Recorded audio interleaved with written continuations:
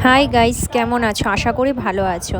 আমরাও খুব ভালো আছি। চলো তোমাদের সাথে একটি মিনি ব্লগ শেয়ার করা যাক। সকাল সকাল উঠে দেখো স্নান করে নিয়েছি, সব কাজকর্ম সেরে তো পুজোটা দিয়ে নিই। মিম ওর পাপা ঘুমাচ্ছে। এগুলো সব জানো তো আমাদের গাছের ফুল, দেখো কত রকম ফুল ফুটেছে।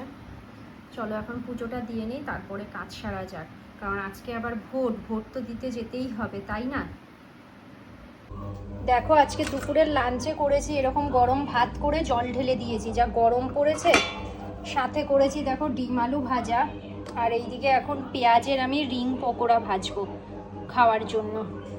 এইদিকে দেখো ব্রেড আর বিস্কুটের গুঁড়ো করে নিয়েছি কিছুটা, কারণ লাগবে এই রিং পকোড়ার জন্য।